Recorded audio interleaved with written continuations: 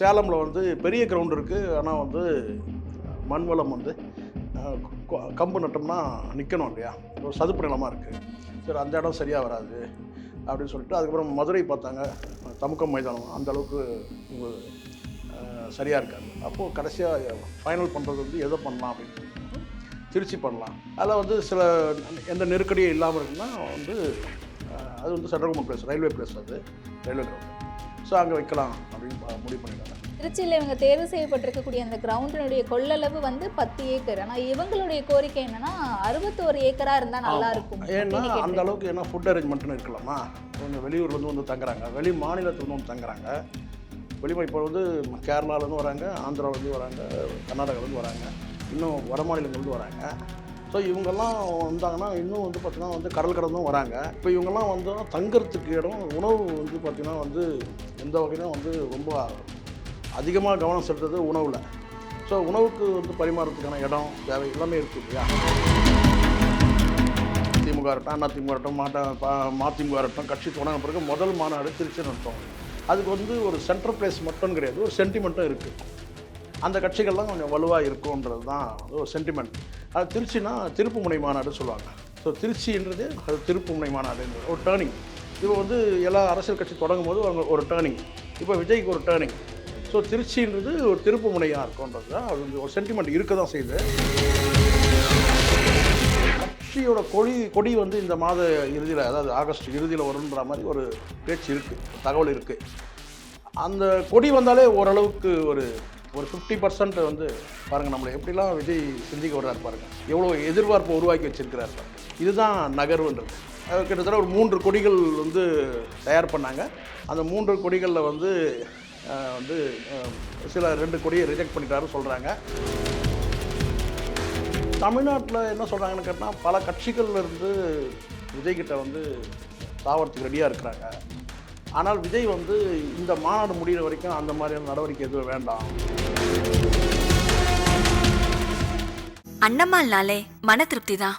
அண்ணமால் institute of hotel management. Family outing, airport எப்பவுமே நமக்கு fast track தான். ரூபாய் 50 டிஸ்கவுண்ட் ஆக பெறுங்கள். குவி, இந்தியாவின் தலை சிறந்த vernacular edtech brand, skilling everyone everywhere. தமிழக வெற்றிக் கழகம் எப்போ மாநாடு நடக்க போகுது, எப்போ வந்து முதல் மீட்டிங் வச்சு மக்களை வச்சு வந்து சந்திப்பாரு அப்படின்ட்டு நிறைய எதிர்பார்ப்புகள் மக்கள் மத்தியில் இருக்குது, கட்சியினர் மத்தியிலும் இருக்குது.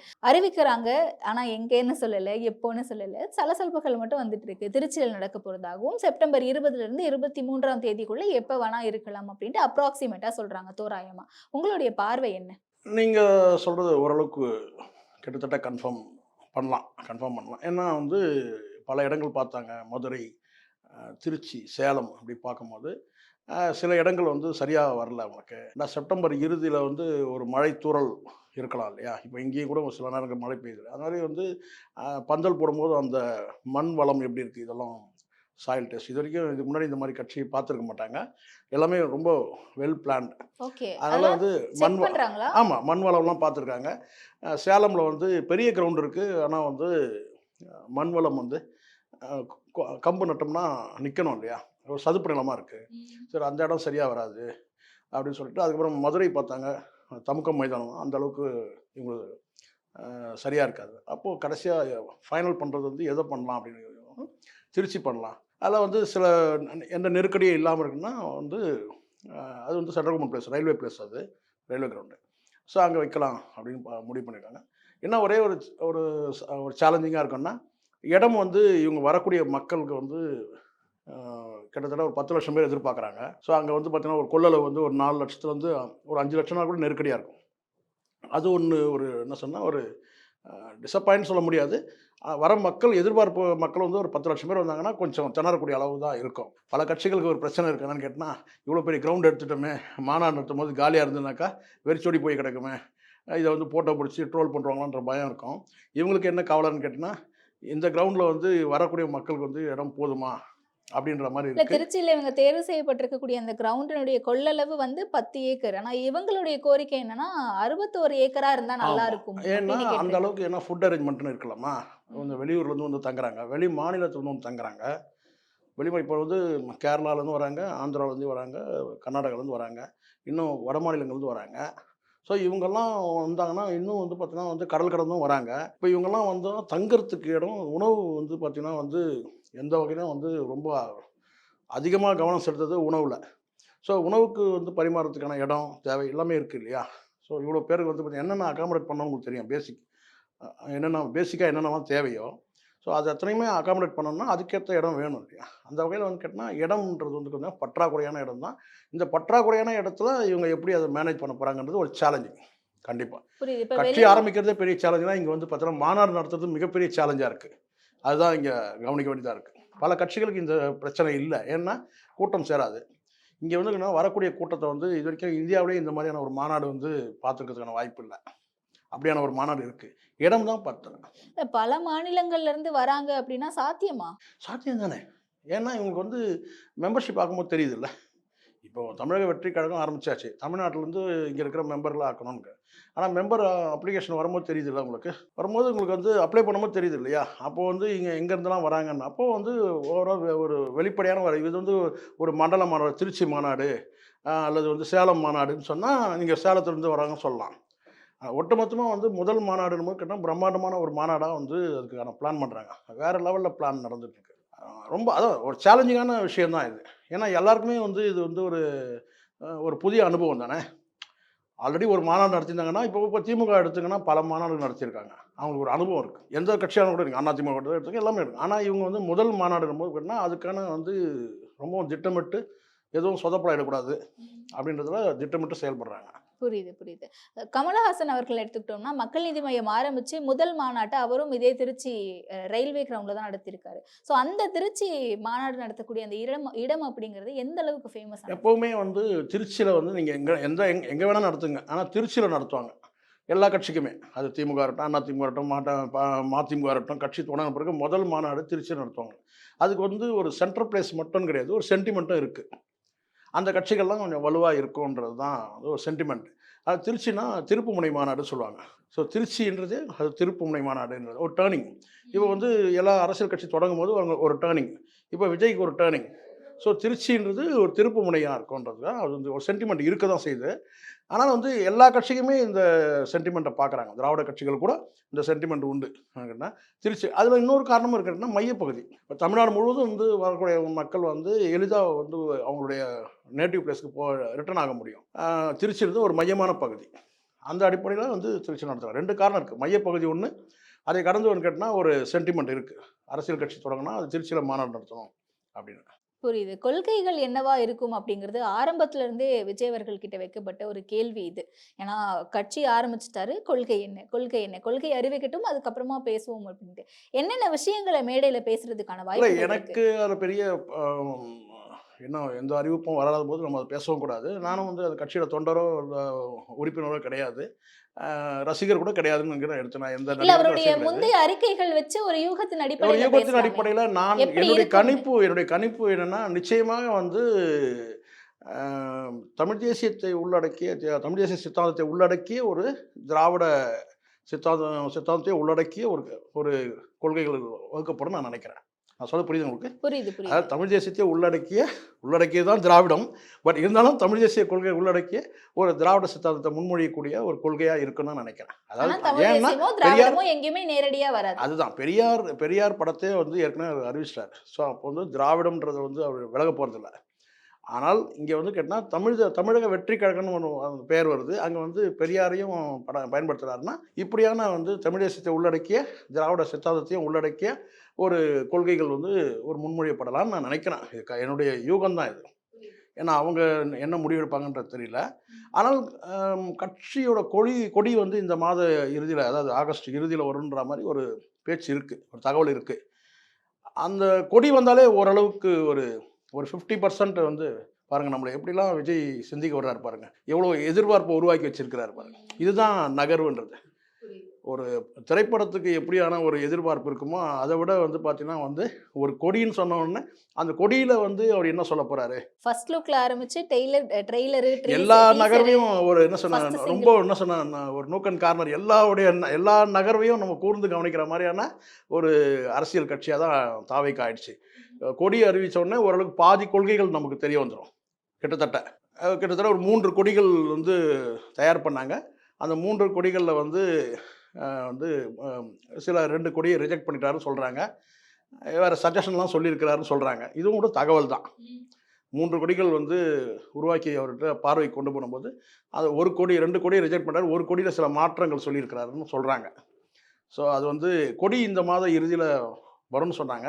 இப்போ திடீர்னு ஒரு அறிவிப்பு வந்திருக்கு. என்னென்னு கேட்டால் வந்து கோட் படம் வந்து ரிலீஸ் ஆகுது இல்லையா, அதில் வந்து தியேட்டர்லேயோ அல்லது வெளியில எங்கேயோ வந்து பார்த்தீங்கன்னா கோட் படத்தை வந்து நீங்கள் விளம்பரம் பண்ணும்போது கட்சி சார்பாக இருக்கக்கூடாது, பேர் இருக்கக்கூடாது. பயன்படுத்தி அந்த ப்ரமோஷன்ஸ் இருக்கு. அப்படி இருக்கும்போது எப்படி கொடி வந்து இவர் வந்து அறிவிப்பாருன்னு தெரியல.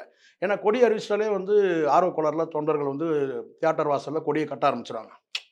அது பெரிய சிக்கலாக இருக்கும். ஏன்னா என்னதான் சொன்னாலும் கூட ஆர்வக்கோளாறில் சிலர் என்ன செய்வாங்கன்னா கொடி அறிவிச்சாலே போதும் அந்த கொடியை வந்து தயார் பண்ணுறதுக்கான அந்த வேலையில் இறங்கிடுவாங்க.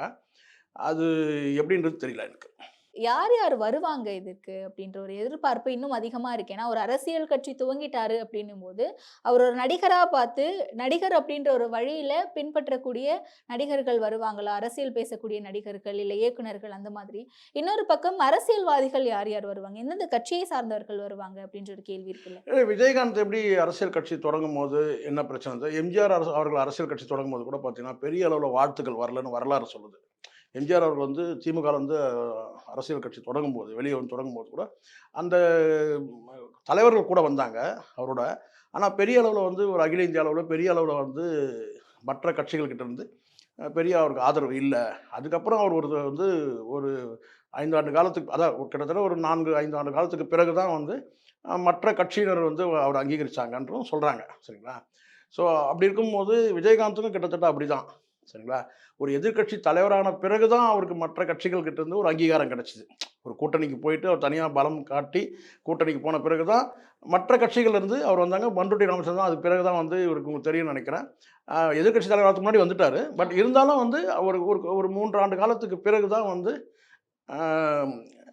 கணிசமான வாக்கு சதவீதம் காட்டின பிறகு தான் இவங்க மற்றவர்கள் வந்து சேர்றாங்க. அந்த வகையில் விஜய்க்கு கூட கிட்டத்தட்ட மற்ற கட்சிகள் கிட்ட வந்து பெரிய அளவில் வந்து ஒரு வரவேற்பு கொடுக்கல. ஏன் என்ன சொல்லப்போனால் வந்து விஜயகாந்துக்கு என்ன சிக்கல்னு கேட்டால் நடிகர்களே கூட வந்து சில வந்து பெரிய அளவில் ஆதரவு வெளியில் என்னதான் அவர் வந்து சாப்பாடு போட்டார் சொல்லலாம், அவர் இறந்து போன பிறகு நிறைய பேர் சொல்கிறாங்க தான்.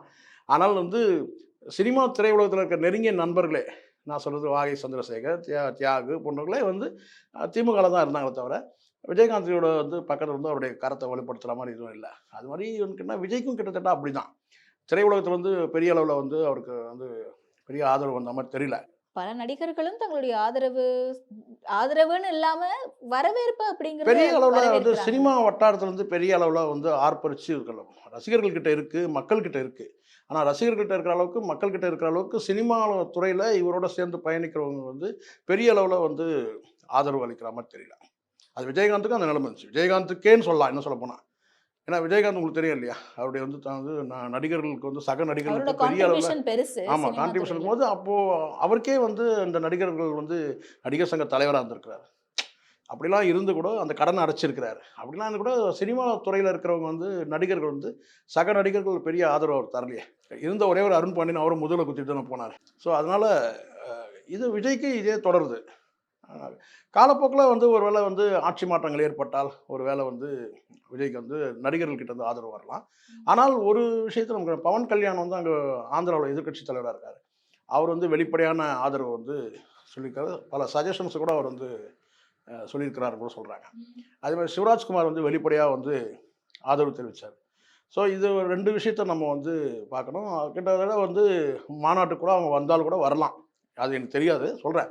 2 பேருமே ஒரு ஸ்டேட்டில் ஒரு பெரிய லீடர்ஸ் தான். ஆந்திராவில் ஒரு பக்கம், ஆமாம். இங்கே தமிழ்நாட்டில் என்ன சொல்கிறாங்கன்னு கேட்டால் பல கட்சிகள்ல இருந்து விஜய்கிட்ட வந்து தாவறதுக்கு ரெடியாக இருக்கிறாங்க.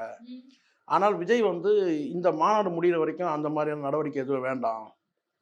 ஏன்னா மாநாட்டில் வந்து முழுக்க தாவேகா தொண்டர்கள், அவருடைய ரசிகர்கள் இவங்க மட்டும்தான் வரணும். அதாவது அரசியல் கட்சி வந்து தொடங்கும் போது யாரெல்லாம் ரசிகர்லேருந்து தொண்டர்களாக வந்து கன்வெர்ட் ஆகுறாங்களோ அவங்க மட்டும் இருக்கட்டும். மற்ற கட்சியில் இருக்கிற தலைவர்களை சேர்த்தோம்னா அவங்களோட வரக்கூடிய தொண்டர்களை காட்டி நாளைக்கு ஒரு ஃப்ராக்ஷனே ஆகுதுன்னா கூட நான் சொல்ல கேட்டால் என்னுடைய ரசிகர்களால் தான் அவ்வளோ பெரிய மாநாடு அவர் காட்ட முடிஞ்சுது. என்னுடைய தொண்டர்களால் தான் என்னுடைய கட்சி தொண்டர்களால் தான் நாங்கள் இவ்வளோ பெரிய ஆளை காட்ட முடிஞ்சு. இல்லை ஒரு ஃப்ராக்ஷன் வந்து வராங்கன்னு வச்சுக்கோங்க. இப்போ அதிமுக இருந்தோ இல்லை வேறு ஏதோ ஒரு கட்சி வந்து ஒரு ஃப்ராக்ஷனாக ஒரு குரூப் வந்தால் கூட விஜய் அவர்கள் வந்து இப்போதைக்கு வேண்டாம், மாநாடுலாம் முடியட்டும், மாநாட்டில் முழுக்க வந்து தாவேக்காவுடைய அடையாளம் மட்டும்தான் இருக்கணும்னு அவர் நினைக்கிறாரு.